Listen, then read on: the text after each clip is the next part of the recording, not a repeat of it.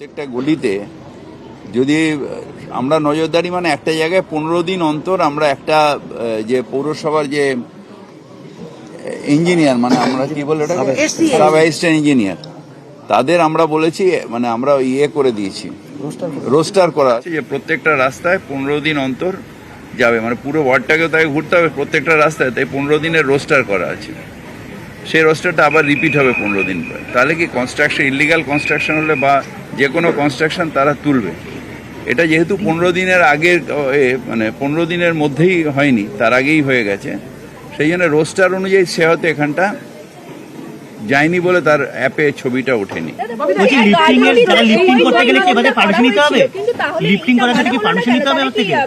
মানা হচ্ছে এখন 100% মানা হচ্ছে, কিন্তু 15 দিনের রোস্টার অতএব একটা লোক তো আমার তো আর প্রত্যেকটা গলিতে একটা করে লোক দেওয়া সম্ভব নয়।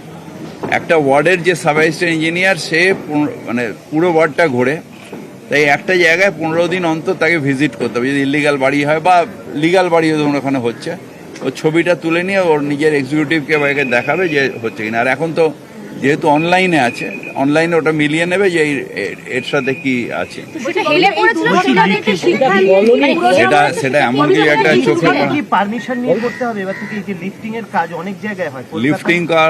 অনেক জায়গায় হয় যেখানে হেলে পড়া আছে, সেখানে স্ট্রাকচারাল ইঞ্জিনিয়ারের সার্টিফাই করতে হয়, সেখানে একজন ইঞ্জিনিয়ারকে দায়িত্ব নিতে হয়, সেখানে যে কোম্পানি লিফটিংগুলো করে তাদের ক্রেডেনশিয়াল দেখতে হয়, তারপরে পৌরসভা তার পারমিশন দেয়।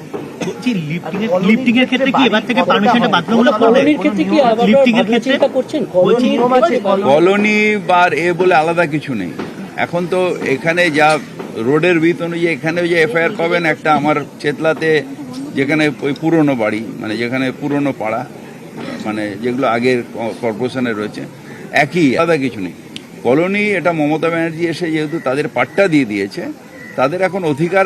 সিসি ছোট বাড়ির ক্ষেত্রে জেনারেলি ছোট সিসি সব খেলে নেওয়া উচিত, কিন্তু ছোট বাড়ির ক্ষেত্রে সিসি অনেক সময় নেয় না। তার কারণ হচ্ছে যে প্রমোটার থাকে সে কি করে, বিল্ডিংটা বানালো, এবার যে ভদ্রলোক কিনবেন সে একটা জায়গায় ভাড়া দিচ্ছে, আবার এখানে ধরুন ব্যাংক লোনে সে নিয়েছে, এবার ব্যাংকে ধরুন বাড়িটা 1 বছরের মধ্যে করার কথা, সেখানে 1.5 বছর 2 বছর হয়ে গেল, তার ব্যাংক লোনও কাটতে শুরু করে দিল, আবার ভাড়াও দিতে শুরু হয়ে গেল। তো লোকটার অবস্থা এমন হয়ে যায় যে অনেক সময় যে অর্ধেক আনফিনিশ অবস্থায় তার মাথা গোজার মতন হলেই ঢুকে পড়ে।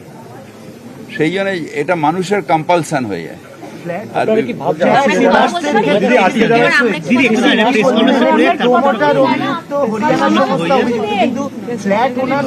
এটা আইনত হয়েছে, ওনাদের পাশে আমরা 100% আছি। তার কারণ ওনারা হচ্ছেন অ্যাকচুয়াল ভিকটিম। যারা ফ্ল্যাট কিনেছেন ঠিক যে তাদের প্ল্যান দেখে কেনা উচিত ছিল। দাঁড়ান আমার কথাটা শেষ করুন। হ্যাঁ, এই যে 17,000 টাকা তাকে লোন দিতে হচ্ছে, তারা দাঁড়ান, এরা হলো অরিজিনাল ভিকটিম। আমি আপনি কেউ ভিকটিম না, সর্বস্ব হারা হয়েছেন এরা হচ্ছে অরিজিনাল ভিকটিম, যাদের সর্বস্ব চলে গেল। কারণ এখানে একটা ধরুন মার্কেট প্রাইস একটু সস্তায় ফ্ল্যাট পেয়েছেন, তারপর সেটার জন্য লোন নিয়েছেন, মধ্যবিত্ত পরিবার তো লোন নিয়ে সেখানে সে মাথা গোজার একটা ব্যবস্থা করেছে। এবার সেই বাড়িগুলোর সবসময় যে নিয়ম অনুযায়ী যে তাকে সিসি দেখে নিতে হবে, তাকে কি বলে প্ল্যান দেখে নিতে হবে, প্ল্যান স্যাংশন আছে কিনা দেখে নিতে হবে, তারপরে রেজিস্ট্রি হয় জেনারেলি। কিন্তু এদের ক্ষেত্রে কি হয়, যেহেতু এগুলো ছোট ছোট এবং অনেকদিন আগেকার, এরা তখন এই নিয়মগুলো মানে। এখন তো সুপ্রিম কোর্ট বলে দিয়েছে যে সিসি ছাড়া সেই বাড়িতে কোনো ইউটিলিটি যাবে না, মানে জলও যাবে না, ড্রেনও যাবে না, ইলেকট্রিক সাপ্লাইও দিতে পারবে না যতক্ষণ না সিসি পাবে। এটা রিসেন্টলি সুপ্রিম কোর্ট একটা রায় দিয়েছে। না, মিউটেশনের সাথে আবার সিসির কোনো সুপ্রিম কোর্টও দেয়নি। মিউটেশন ইজ অনলি আপনি যে ফেসিলিটিটাকে ইউজ করছেন, এই রাস্তাটাকে ইউজ করছেন, স্ট্রিট লাইটকে ইউজ করছেন, জল ইউজ করছেন, ড্রেন ইউজ করছেন, তার জন্য আপনি ট্যাক্স দেবেন এবং বাড়িটা মিউটেটেড হয়ে রয়েছে। মিউটেশন হয়েছে কারণ উনি তো 2 নম্বরই হয়নি, স্ট্রাকচারালি ইঞ্জিনিয়ারিংই ভুল হয়েছে, কিন্তু ওনার তো কোনো ভুল হয়নি। তো অনেক সময় মিউটেশন হয়ে যায়, যেহেতু ওনার প্রপার্টিটা ওনার, তাই ওনার নামে মিউটেশন হয়ে যাবে। কিন্তু তার অর্থ এই নয় যে ইঞ্জিনিয়ারিং ফল্ট থাকলে সেটার দায়িত্ব ওনার থাকবে। বহু জলাজমি ছিল, কারণ আমি এখানে 22 বছর ধরে আছি। সেই জায়গাগুলোতে আস্তে আস্তে ভরাট করে, মানে ধরুন আইনি সম্মত ভাবেই ফ্ল্যাট হচ্ছে, কিন্তু সেগুলোর ক্ষেত্রে বিশেষ করে কলোনি এরিয়ার ক্ষেত্রে আপনারা কি নতুন করে কোনো আইন আনবেন বা কোনো নতুন? আমাদের এখনই ওপর দিয়ে drone survey, list of water body সব আমাদের কাছে আছে। যে লিস্টের মধ্যে যেটা ওয়াটার বডি আছে সেখানে স্যাংশন হয় না, কারণ ওগুলো এনভায়রনমেন্ট ডিপার্টমেন্ট থেকে আগে আমাদের ক্লিয়ারেন্স নিয়ে তারপরে স্যাংশন হয়। বিল্ডিং ডিপার্টমেন্টের ক্ষমতা নেই স্যাংশন দেওয়া যতক্ষণ না environment department. List of water body যখন আমরা করেছি, আমরা আসার পরে তার আগে এগুলো সব জলাজমিগুলো ভরাট হয়ে গেছে।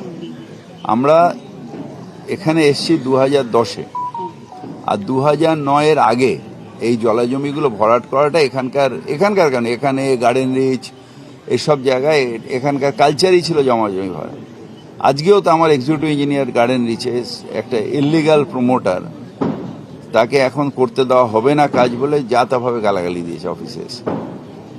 আমি বলেছি এফআইআর করো। সুতরাং এইটা এখনো কালচারালি এদের চেঞ্জ করতে হবে নিজেদের, যে এখন আর কোনো 2 নম্বরই চলবে না। যে অভ্যাসগুলো আপনার এতদিন হয়ে রয়েছে সেটা আর নতুন করে চলবে না।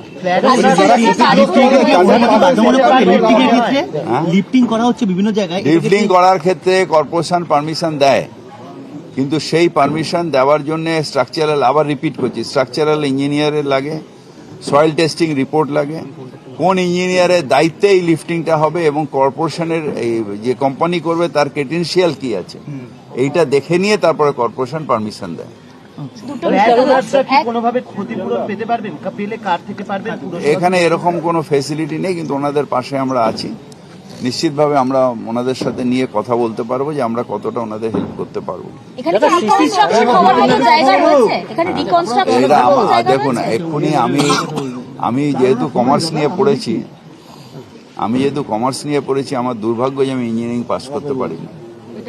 হ্যাঁ, ইঞ্জিনিয়ারিং পাস করতে পারিনি, সুতরাং আপনাদের সব টেকনিক্যাল উত্তর আমি দিতে পারি না। আমার এই 25 বছর কাউন্সিলরের হওয়ার জন্য এবং এই 8 বছর মেয়রের থেকে যতটুকু এক্সপিরিয়েন্স তার উপরে আমি বলতে পারি। এইগুলো আপনি যদি এক্ষুনি বলেন আমার ওই সয়েলের কি আছে, তার উপর পারমিশন হবে কিনা, হলেও কত তলা হবে, এগুলো আমি এখনই উত্তর দিতে পারবো না।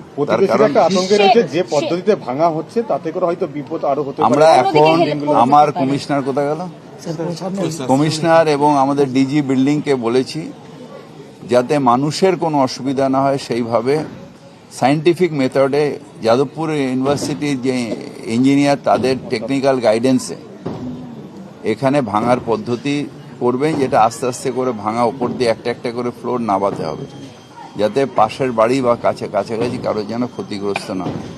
সেই অনুযায়ী যাদবপুর ইউনিভার্সিটির স্ট্রাকচারাল ইঞ্জিনিয়ারকে নিয়ে এসে তাদের মতামত নিয়ে সেই অনুযায়ী guidance of all the engineers তারা দাঁড়িয়ে থেকে এই কাজটা করছে।